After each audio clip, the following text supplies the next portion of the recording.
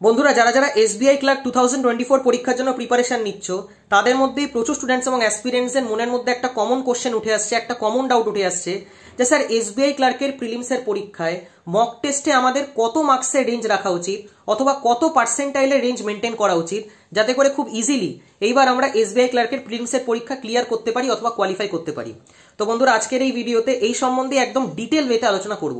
দেখো বন্ধুরা, SBI clerk 2024 পরীক্ষায় এইবার ওয়েস্ট বেঙ্গল স্টেট থেকে থার্ড হাইয়েস্ট ভ্যাকেন্সি রিপোর্ট করা হয়েছে। অর্থাৎ overall vacancy all India level থেকে এসবিআই ক্লার্ক পরীক্ষায় 14,000 প্লাস আছে, 14,000 প্লাস আছে, যার মধ্যে একা ওয়েস্ট বেঙ্গল স্টেট থেকে 1254 খানা ভ্যাকেন্সি রিপোর্ট করা হয়েছে। অর্থাৎ টোটাল 1254 খানা ভ্যাকেন্সিজ এইবার ওয়েস্ট বেঙ্গল স্টেট থেকে আছে। এবং এই কথাটাও এসবিআই ক্লার্কের নোটিফিকেশনে ক্লিয়ারলি মেনশন করা আছে যে যত স্টেট ওয়াইজ ভ্যাকেন্সি থাকবে প্রিলিমসের পরীক্ষায় তার 10 গুণ ক্যান্ডিডেটকে সিলেক্ট করা হবে। তো ন্যাচারালি যারা যারা ওয়েস্ট বেঙ্গল স্টেট থেকে অ্যাপ্লাই করছো সেখানে যেহেতু 1254 খানা ভ্যাকেন্সি আছে, তো 12,500-এর ওপর ক্যান্ডিডেট এইবার সিলেক্ট হতে চলেছে এসবিআই ক্লার্কের প্রিলিমসের পরীক্ষায়। তো ন্যাচারালি বুঝতেই পারছো সেই অনুযায়ী তোমাদের মক টেস্টের স্কোর এবং পার্সেন্টাইল মেনটেন করা উচিত।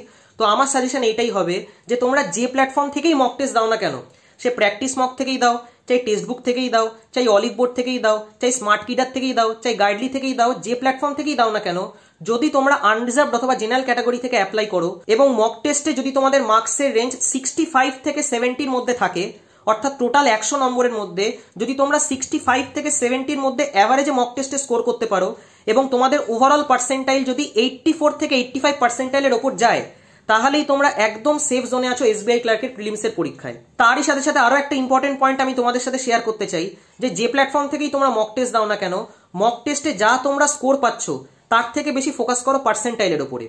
কারণ মার্কসের রেঞ্জ ডিফারেন্ট হতে পারে, কিছু কিছু সময় তোমার মার্কস বাড়বে, কিছু কিছু সময় তোমার মার্কস কমবে। কারণ বিভিন্ন প্ল্যাটফর্ম বিভিন্ন লেভেলের মক টেস্ট বানায়। এক্সাম লেভেল অনেকটা ইজি পাবে তোমরা মক টেস্টের লেভেলের থেকে, এই জিনিসটাও তোমাদেরকে জানিয়ে দিই। তো ন্যাচারালি এক্সামে তোমাদের মার্কস অনেকটাই বাড়বে। তো মার্কস দেখে এতটা ডিমোটিভেটেড হয়েও না, পার্সেন্টাইলের উপর ফোকাস করো। কারণ হয়তো কোনো মক টেস্টের প্ল্যাটফর্মে ইংলিশ সেকশন খুব টাফ করে ফেললো, অথবা অন্য কোনো মক টেস্টের প্ল্যাটফর্মে রিজনিং সেকশন খুব কঠিন করে দিল, অথবা অঙ্কের সেকশন খুব লেন্দি করে দিল। তো এই জিনিসগুলো নিয়ে এত টেনশন নেওয়ার কোনো দরকার নেই, এত ডিমোটিভেটেড হওয়ার কোনো দরকার নেই। ওভারঅল পার্সেন্টাইলটাকে চেক করো যে তুমি কিরকম পারফর্ম করছো ওই মক টেস্টের জন্য।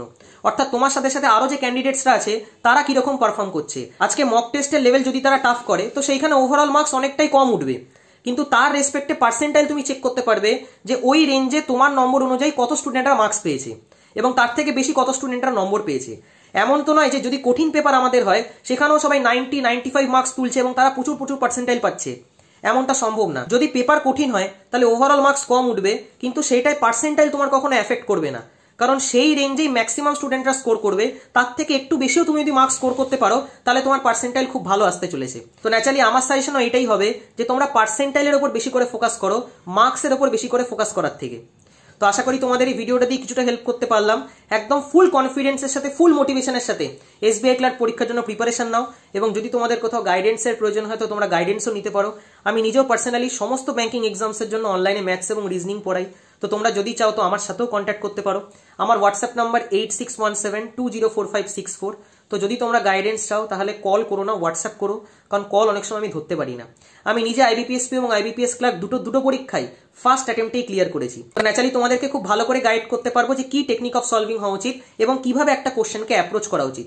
কারণ যত আমাদের ব্যাংকিং এক্সামস হয় সেখানে টেকনিক অফ সলভিং শেখাটা ভীষণ ভীষণ ইম্পর্টেন্ট। কারণ প্রত্যেকটা কোশ্চেন তোমাকে টাইমের মধ্যে বানানো জানতে হবে।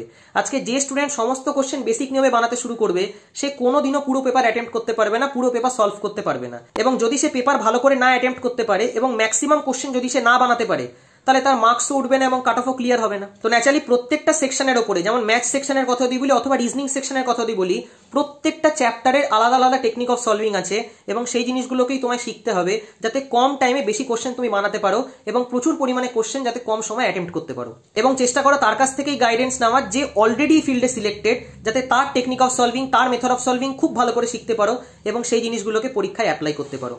বাকি আশা করি তোমাদের এই ভিডিওটা দিয়ে কিছুটা হেল্প করতে পারলাম। ভিডিওটা যদি তোমাদের ভালো লেগে থাকে তাহলে অবশ্যই লাইক এবং বন্ধুদের সাথে শেয়ার করো। Thank you.